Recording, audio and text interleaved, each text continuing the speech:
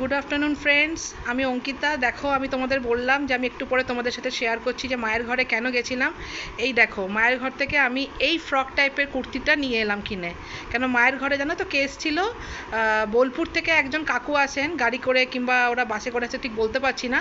ওনারা এইসব সেল করতে আসেন, কুর্তি, তারপরে হচ্ছে প্লাজো, তারপরে হচ্ছে এমনি সালোয়ার প্যান্ট সব বিক্রি করতে আসে। তো আমার এই কুর্তিটা ভালো লাগলো, মা আগের থেকে নিয়ে রেখেছিল, তো আমি এটা আনতে গেছিলাম, ঠিক আছে। আর আমার মাসিও কিনেছে, আমার মাও কিনেছে, তো ওগুলো তো আনিনি, ওগুলো যদি কোনো দিন মায়ের ঘরে যাই তোমাদের সাথে শেয়ার করব। আপাতত আমি এই কুর্তিটা নিয়ে এলাম।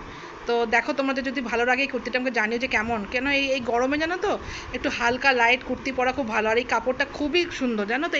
এটাই কাপড়টা হচ্ছে, তোমাদের একটু সামনে থেকে দেখাচ্ছি। এই কাপড়টা হচ্ছে পুরো কটনের, ঠিক আছে।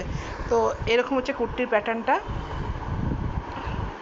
কালারটা কেমন হয়েছে তোমরা একটু জানিও। আর খুব মানে কমফোর্টেবল পরে, আমি এই গরমের জন্য স্পেশালি নিলাম।